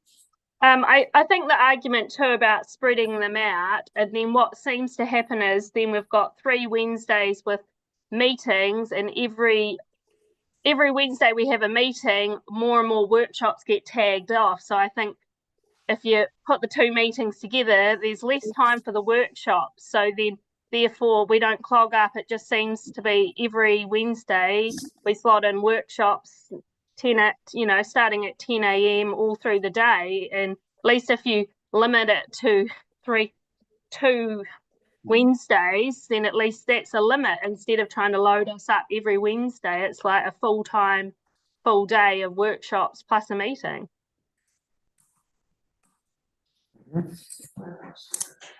Councillor Reddy? Thank you, Mr. Mayor. I didn't really understand that comment by Councillor Webb, that's okay.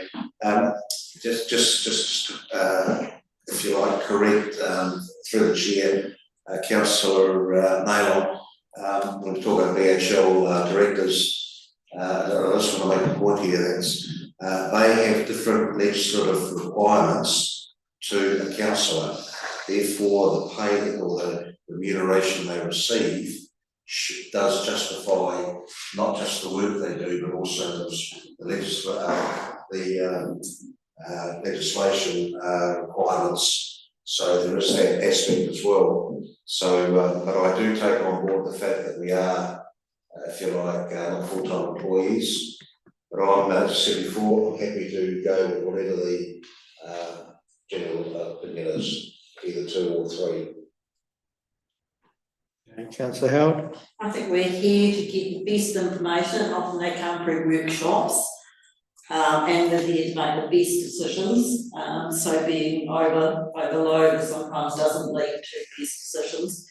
And maybe if people are worried about the work time, maybe we need to consider that early evening as an option. I see those are the choices is moving to the evening walk rather than,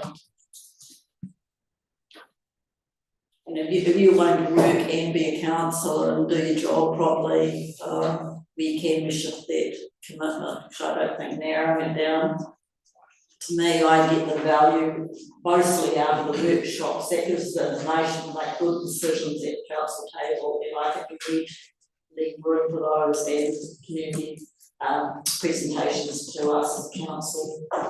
So I'm supportive of proposed council structure. Deputy Mayor Basher, and we'll try and bring this to a decision. Yeah, I like the 3:30 starts. I think that's a good compromise between those that are working, those that aren't. Like everyone, the least Wednesdays are better. We're all busy people. However, we did sign up for this, and we need to make sure that we commit the time. I'm comfortable with whatever people decide. I don't mind cramming things in one day, but I also don't mind not.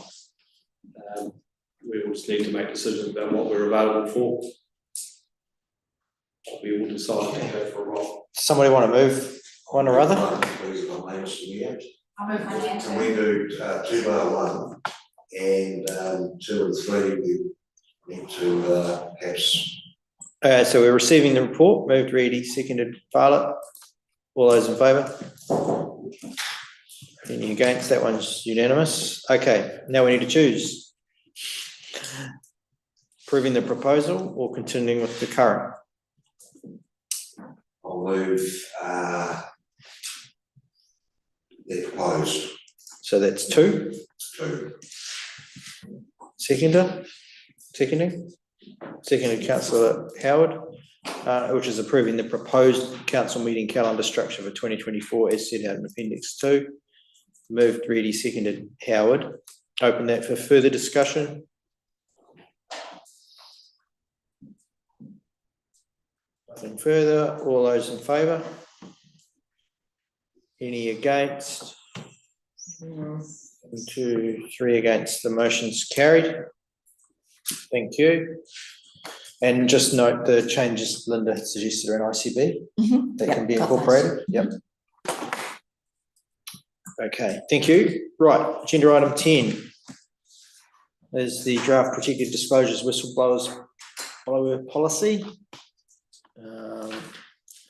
Let's take that one as read and open it for questions. Councillor Reedy. For a number of points down here for me, please. The first one, data review, October 26. This is a new policy. I believe I've got a note here, June 25.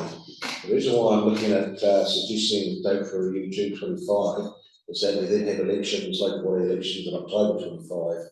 So the current council can then at least agree that yes, this policy is working or is not working.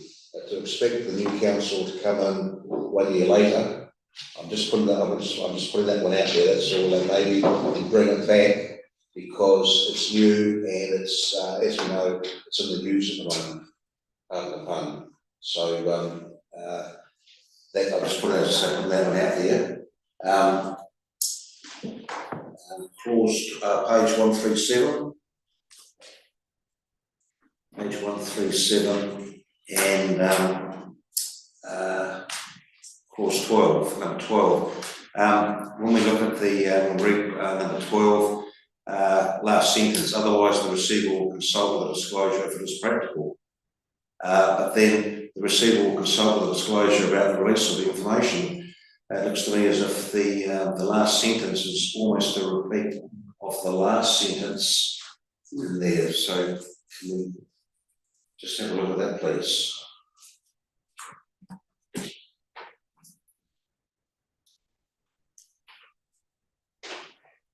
Does that make sense? Or okay. Page 138. Sorry, yeah, look, thank you, Councillor.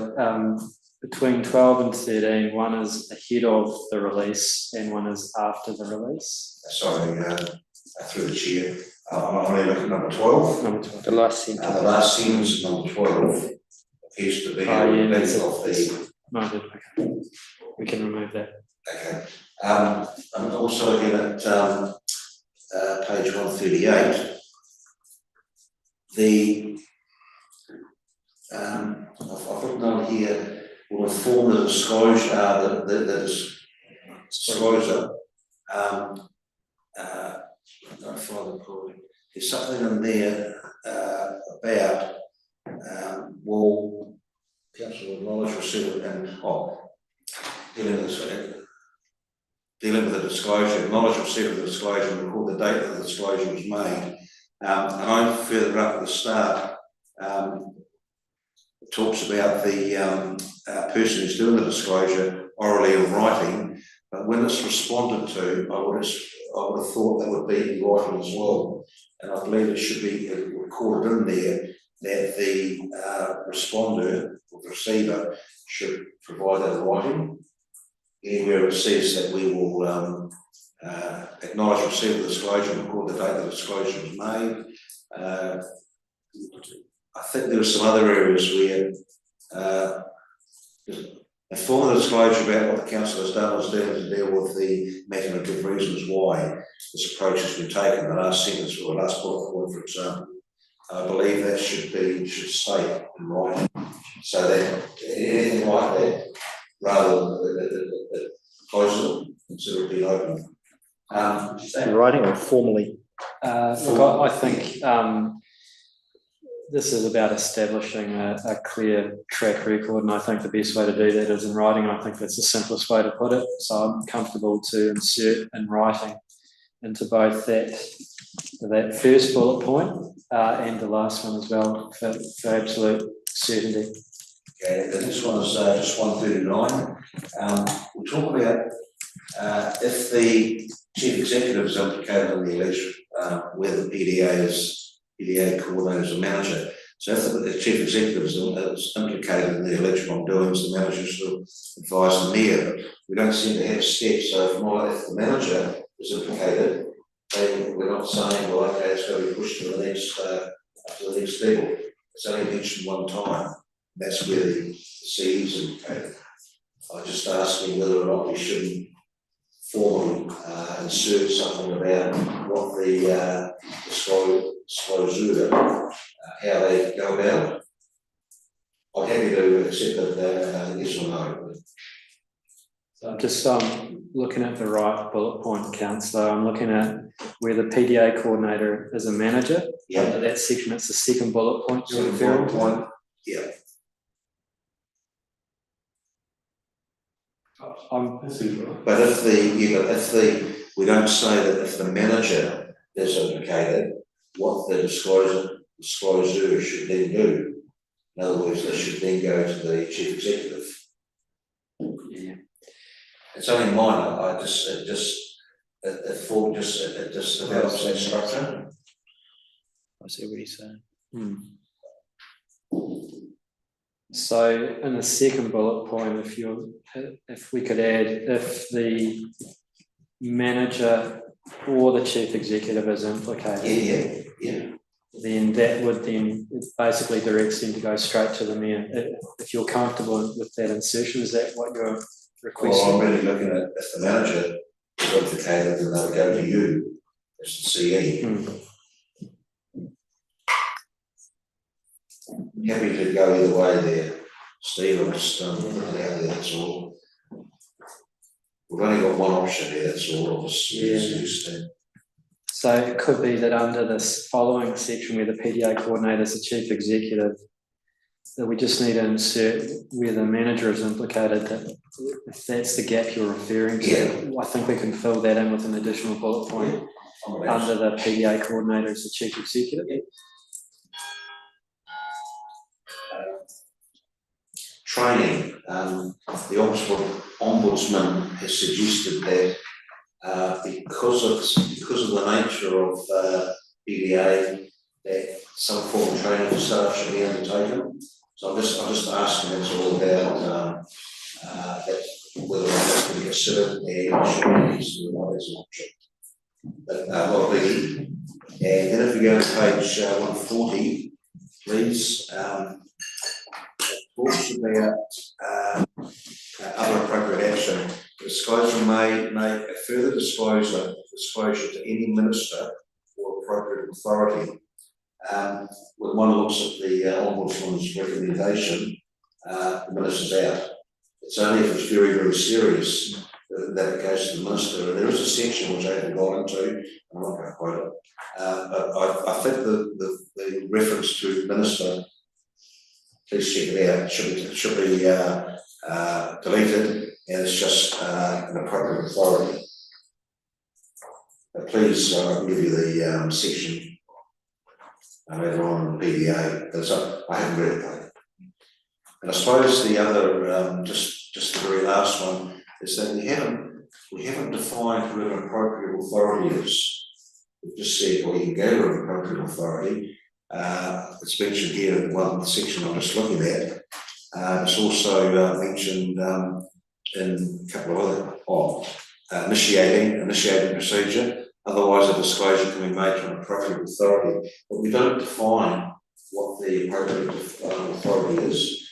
Now, don't get me wrong, whistleblower number one knew where to go, where to never. So, but I'm just thinking about for dummies and myself. If I may, on page 136, section 8, appropriate authority is defined as the head of any public sector organisation or officer of Parliament, persons or bodies operating in the public sector. So I think from that we might have that one covered, Councillor. Defines it through the chair.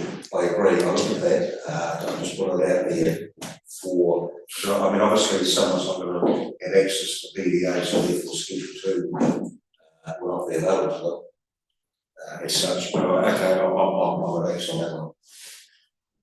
So apart from that, I'm relaxed. Any other questions? Okay, so where are we? So where's the recommendation? Okay. I need to amend the recommendations too. Okay. So just also reading the recommendations, it should be that the council receive the draft protected disclosures policy report, and that the number 2, that the council recommend that the council adopt the draft protected disclosures policy. My apologies for those errors. Okay, I'll move that way. Second. Second to Councillor Reedy. So that's where we're receiving this report and that we're approving the draft protected disclosures policy. Move myself, seconded Reedy. Any further comments, questions? I'm just saying just for those, if Steve can make adjustments and I think that's a given there. Yep. Okay, all those in favour? Any against? That's carried unanimously. Thank you. Okay, Mayor's report. Oh gosh, this could take a while. One you will be waiting. The one you will be waiting for. Right. I'll just take this. I will take this report as read, but I will draw your attention to recommendation 3 in the sense that we do offer the opportunity for any feedback from councillors to the Future for Local Government work. Is there anything specific? I mostly support green sections. Okay.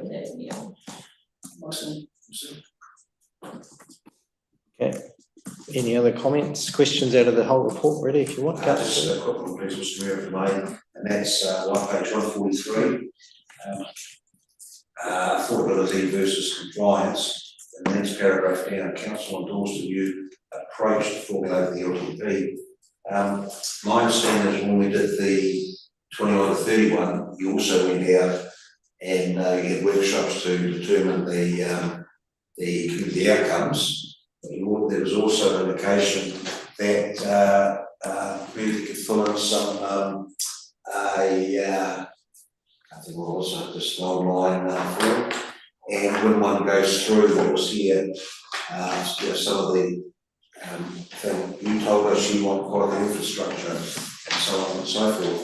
You told us we should prioritise climate change. So I'm not criticising the comment, Mr. Mayor, please, but it does seem to me that we kind of went out, maybe in a different way, but we certainly consulted with the community before before the consultation proper. But I'm happy to be corrected on that, please. But it just seems just not correct because we kind of went out 21-31.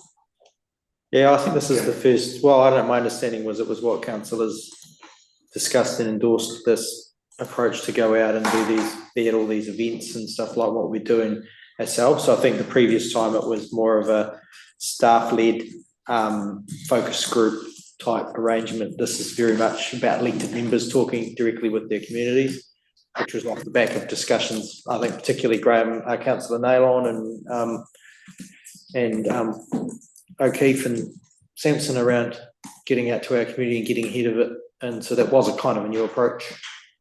So just on that last time round, yes, as you said, that it was mainly staff driven, and those responses have probably come back from submissions on what was already written, not what was, we're going out there in the front now, but this was responses to what had been presented to the community, rather than ask the community what they wanted.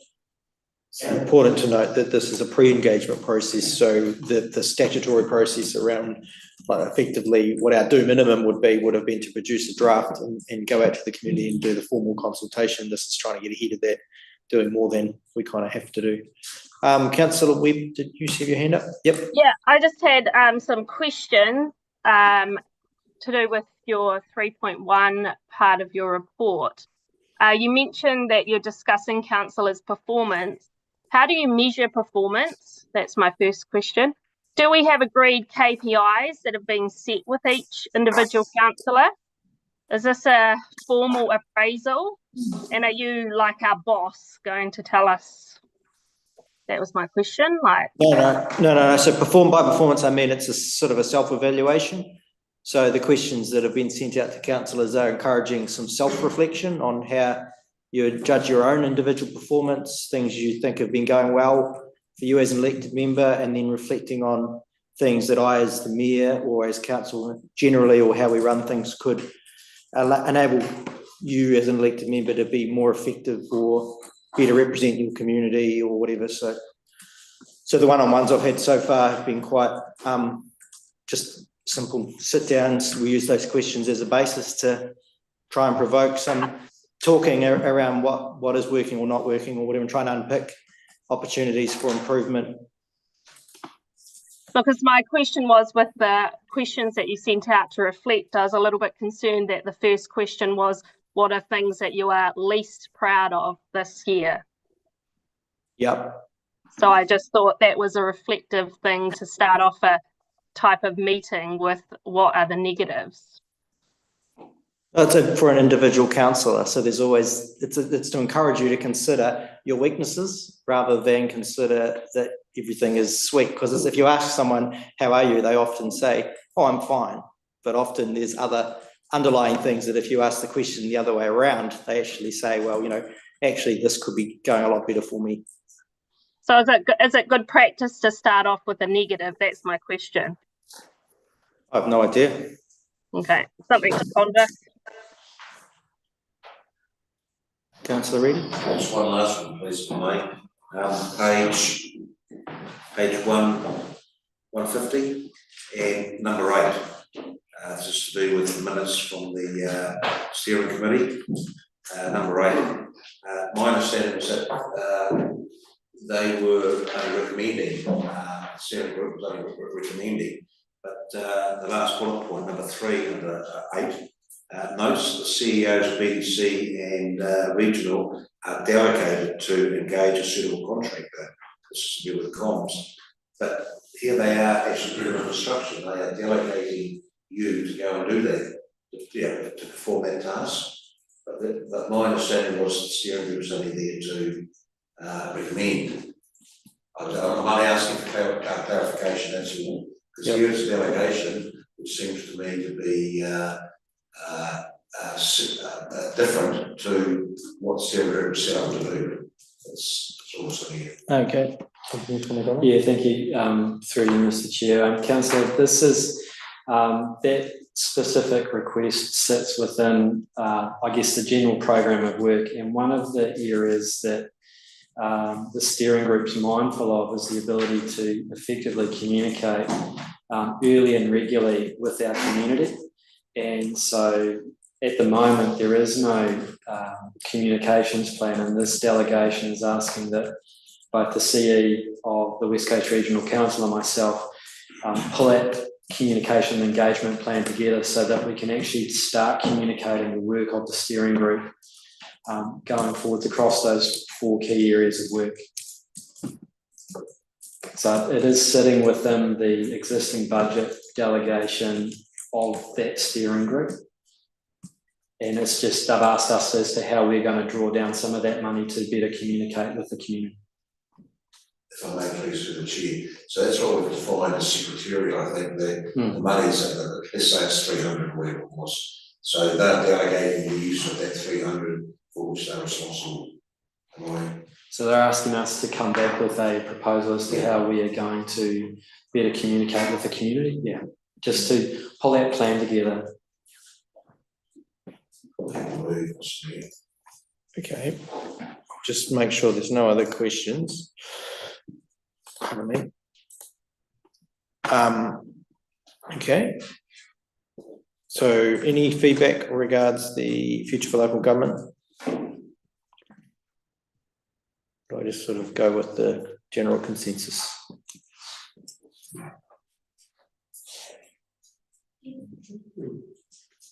Thank you.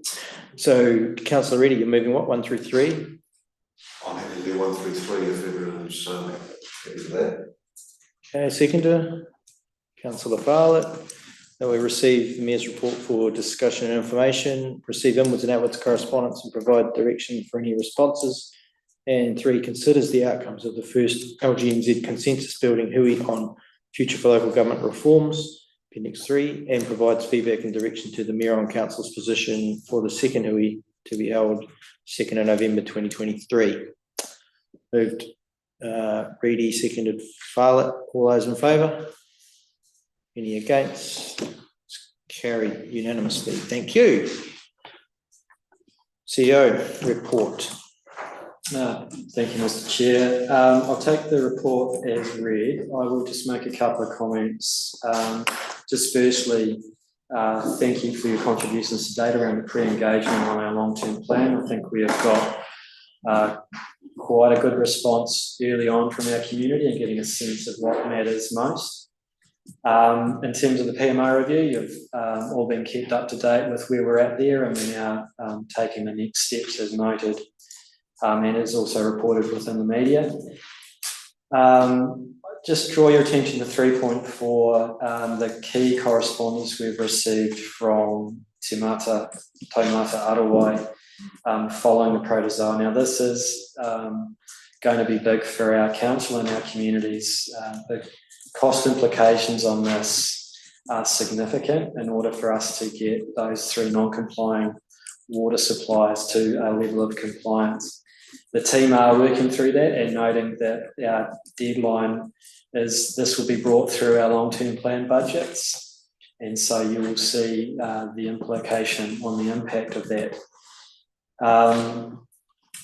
We have to have a resolution in place by 31 December 2024, and we'll be working on that and bringing you further advice as we can.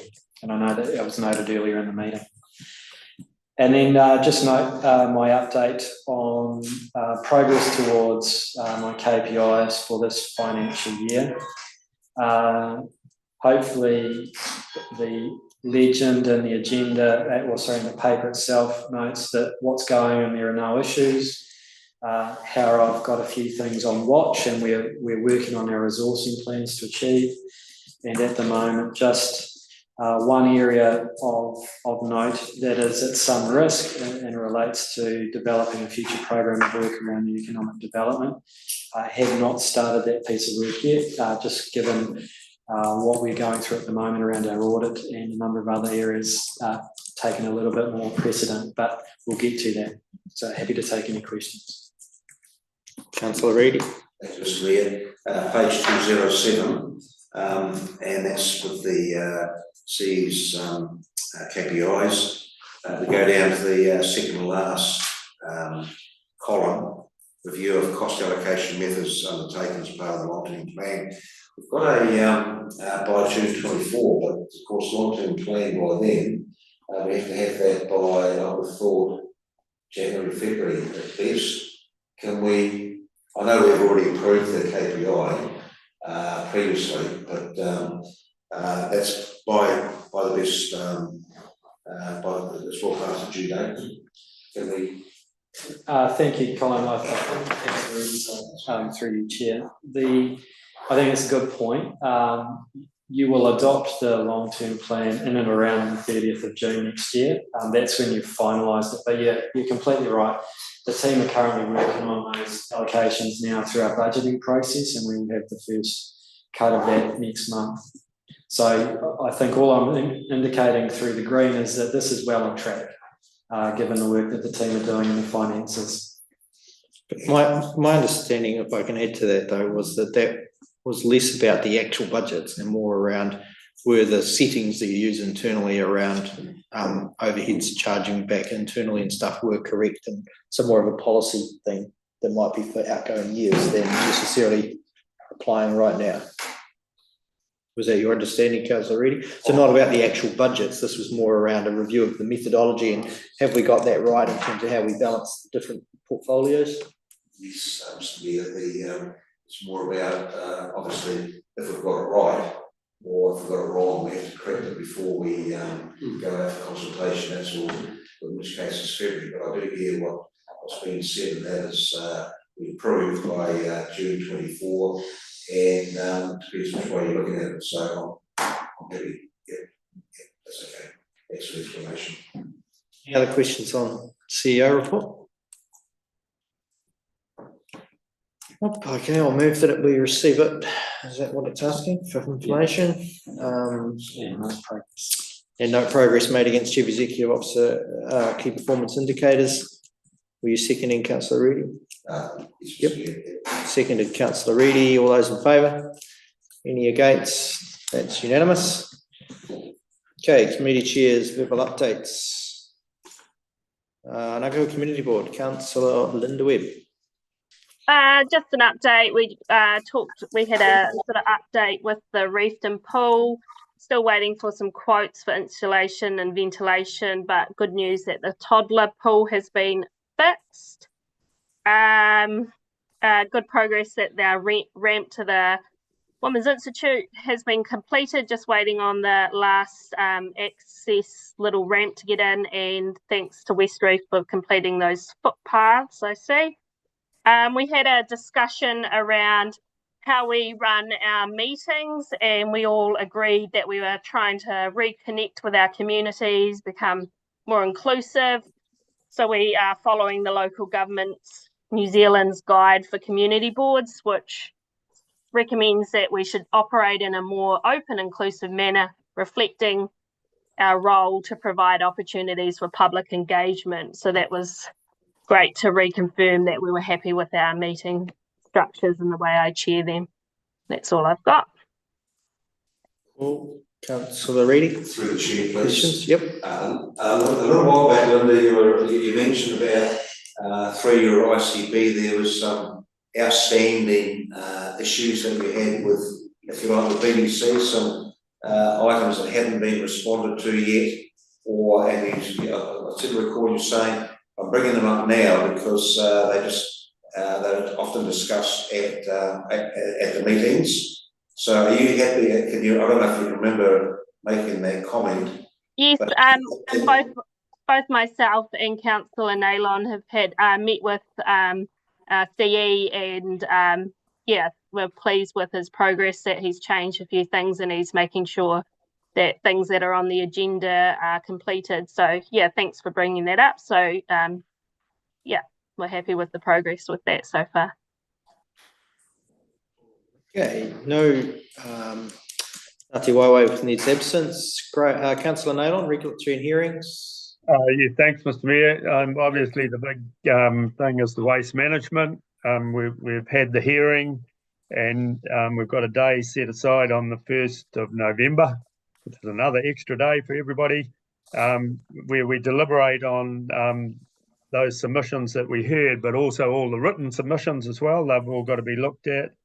So the format for the day is that we'll sort of go through those submissions, pick out all the pertinent points, and with the idea that we will make a recommendation when the committee meets in the 22nd of November, and then that'll be a recommendation back to council. So quite a lot of work to be done.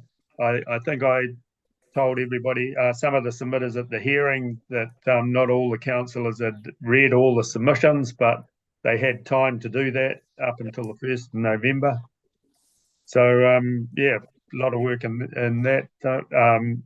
There, the keeping of animals bylaw that made the headlines a few weeks ago about what's happening to it, and it's slowed down, and we are looking at trying to do that before year end as well. So that's just another body of work, if you like, that everybody will have to start putting their mind to. But apart from that, I got notification that I've recertified for my chair's certificate for RMA. So therefore had that for another 5 years. And I think last time I mentioned some of the consents that we're doing. There's a subdivision consent that's the decision's going out tomorrow. And apart from that, once that one's done, there's nothing on the horizon that we've been notified of yet that requires a hearing. That's me. Thanks, Councillor Naylor, and congratulations on recertification. It's a valuable resource to the community, to the council, and having an in-house person with chair's qualification. So it's very good you've kept that up. Councillor Reddy. Just regarding the meeting, the meeting that Councillor Naylor mentioned before on the 1st of November, I've put an apology in for that particular meeting, which I'm happy, I've discussed it with Councillor Naylor. I'm happy to discuss it after we finish the meeting today. That's okay, right? Because today's Wednesday, and the meeting next Wednesday, I feel appropriate just to mention it now. And if I can elaborate later, that's okay with you, Mr. Mayor. All right. Yep. Any questions for Councillor Naylor?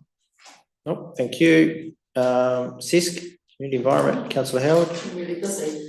Bringing that comment about qualifications, it's very, the councillor Weir and myself both received certificates for RMA. So well done. we're qualified there. Been very busy for our committee, the Dog Point Revitalisation Project, continue with the monthly steering meetings. So State Highway 6 and the pedestrian works have been going really well, and they've done really well to minimise the disruption both to road users and to local businesses. So that's positive. Our senior housing steering group had a meeting, and it really just reset the direction and the program of work. So we hope to set like a bit of speed into this project now. Attended the local food security network meeting, which is really about understanding Buller's food systems and developing strategies, and it was really good to see the brief of stakeholder involvement, and looking forward to developments there. The community have meetings are going really well, and even this month we've got another 2-day workshop with the ones that are doing the feasibility study, just taking it to the next step. Climate change workshop was really good. That was delivered by Project Lead, Guy Roster, and had 3 representatives from the University of Canterbury. So it's really good to get an update on the project. I attended the Heritage New Zealand meeting yesterday, which talked about the district and regional strategy and building capacity and capability. Really good engagement from our local museums. Cycle trail and innovation centre, and I think we've talked a lot about the long-term plan. I think we had some really good discussions about how this may be supported and funded better and have better outcomes. So they will have a submission coming to the long-term plan. It may be about us supporting a regional approach. So looking forward to what they submit. everyone's been very busy with their long-term plan engagement, it's really good, and particularly down our Northern Buller once again, it's sort of shining at the moment. We're doing a bit of catch up. There's consultations this Friday at New World, and I've got ones in Charleston and Punakaiki on Sunday. I've got a meeting coming up with Paparoa around talking to the community about the new homes that they have in Westport, and also it's an opportunity to have a long-term plan discussion with them. Also coming up, I'm doing Inspiring Communities webinar on placemaking. There's a local tourism operators and business operators are holding a tourism strategy meeting in Buller, and I'm really quite encouraged that because of the previous meeting we talked about the advantage of having a Buller reference group, and so I hope a revitalisation of the regional representation, but also hopefully have a reference group developed from that workshop. And Liz has been doing a really good job with you, Kawatiri, so she's had a long-term plan workshop with them, which hopefully was a really great outcome and great engagement. Awesome, thanks, Councillor Howard. Any questions for Councillor Howard? And a busy period in the community. Okay, Titai Patini plan was quite a reasonably thorough update of my mayor's report on the last meeting. Councillor Naylor may have something to add. No? No, nothing. I didn't attend that meeting. Oh, no, that's right. Sorry, apologies. Yeah, that was covered in there. West Coast Health Localities. Graham, anything new there? Well, I guess like a lot of the health initiatives at the moment, there's a bit of a hiatus with the election. So I guess everybody's holding their bated breath to see what comes out in the first 100 days if a new government is installed. So yeah, just marking time, I guess, waiting for the future direction from the new government. Cool. And joint committee, beg your pardon. Trading district hasn't met. Nothing to add really, Councillor Reedy, is there? Agreed. Yep. Okay, and jumping forward to the last one, Tony O'Keefe, who's Councillor O'Keefe left? No, she's in the back, she's charging. Oh, she's there. Okay, well, no, you're completely obscured by Joe, and I'm looking. Regional transport, sorry. Yes, so today we actually had a meeting, and funnily enough, we jumped straight into the West Coast Land Transport Plan Strategic Priorities Workshop, which we just came out of. Really, that's more from a RTC perspective, but it was the same one that Edward Guy ran for rationale, but I just left too much into that. So, and because we had the council meeting today at 3 o'clock, I leave early, so I missed the actual meeting. So workshop was first. So, but I did manage to thank James Carver was there. And I mean, thanks James for the special purpose highway extension. So I did a big shout out to them for doing that, and just let them know that coming into this meeting too, that we were discussing speed management plans and bring that to council and ask them where they stood on it. RTC perspective, and they said they haven't even looked at it yet. So we're ahead of the game, which is quite good. Yep. Right, Councillor Wilson. Mr. Mayor, yeah, just to add to that, on behalf of the West Coast Road Safety Committee, they had another Ride Forever course, in a very successful one in Hokitika on the 14th of October. There's at the White Lake Festival, they had an ACC initiative, which is to get all bike riders up to speed with safety and that. So I attended that over there, dropped my bike off there for them to look after, babysit for the day. And also there's another West Coast Road Safety Committee meeting at the end of the month, which should tie in nicely with the White Ribbon event, which is coming to Westport on the 24th and 25th of November. So that's another domestic violence sort of type road safety thing. So, That's supposed to. 24th of November, that's when they arrive, and there's a thing in the square. Cool, thank you. Councillor Reid. Okay, so we're moving that we receive verbal updates from the Chair's Council representatives as we've just sat through. Deputy Mayor Basher seconded. All those in favour? Any against? That's carried unanimously. And then final agenda item of the public section is a recommendation to move into that the public be excluded from the following parts of proceedings of this meeting with. Oh, am I in the wrong? But it's still got that. With the exception of independent risk and audit versus so that's not there. So for the following reasons are the Caramare SPR rehabilitation tender recommendation report and the proposed harbour vessel purchase. Any discussion on that? I move that way through seconder. Seconded. Oh yes, okay, with the exception of Buller District Council Harbour Master. Yeah, okay, so. Okay, cool. Moved myself, seconded Farlett. All those in favour? Any against? That's carried unanimously. Thank you. We're in public excluded and we'll have a